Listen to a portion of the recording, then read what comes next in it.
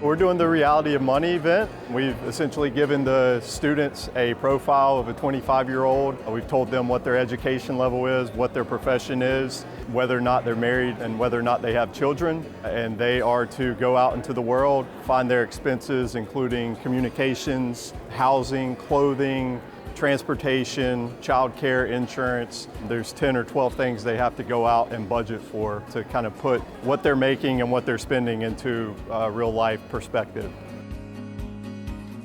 They determine their credit, so they have good credit, bad credit. Child care becomes a factor for some of them. Some of them are single parents. I know a kid just told me he had to get 2 vehicles because he's married with a family of 4, so him and the wife both have to have a vehicle, which is kind of stressful, but it's kind of a real life thing at the same time. They get their paydays. They know what it's like to get like a big sum once a month sort of thing or every couple of weeks, so it's just a real life action for them. The house station was, you had the option of 4 different houses, a condo, a work in progress, a new house, and a rental home. I went with the condo because it was actually probably the best option, and I thought that was really interesting. This is already, I've been here for about 20 minutes and it's taught me so much. When I think about my future, I want to be stable, I want to have kids, and I want to have a good job, but that's not what I got on my paper, so it's really showing me how I need to prepare and I need to be able to be comfortable. But my scenario was, me and my husband together make $2,000 a month and we have a child, so even when you get the lowest of everything, your money goes down so quickly. For like caring for your children, it is so expensive. I have 2 kids and I got private home care and it was $900 per month. Some of the stations like clothing and like transportation, you have to make like really tough decisions based on how much money you have. And so you might like want something really nice, but you just can't afford it. So you have to like think about other things while you're thinking about something new.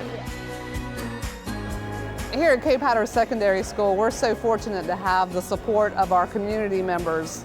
We have board members here, we have county commissioners here, we have people from realty companies, business owners, fire department, police department, all that show up to support our students. The kids being able to see it on paper. You know, our kids are learning in such a visual, hands-on environment these days that for them to be able to see it on paper and go to these different stations and see, okay, I have to go see an insurance agent, I have to go see the mortgage lender, and even how that affects their own families currently, like what their parents are going, like, oh my gosh, I didn't realize my mom had to do this or my father was doing this. So they're understanding visually and hands-on the importance of all of life, the life events that we deal with on a day-to-day basis. We're just happy that we're able to be here and thankful to the Credit Union and Cape Hatteras Secondary School for hosting this. Yes. Everyone loves this program. The volunteers love being here to do this program for our students. The students enjoy themselves so much. One of the teachers even said that they wish they could do this every day because students are really engaged and love doing this.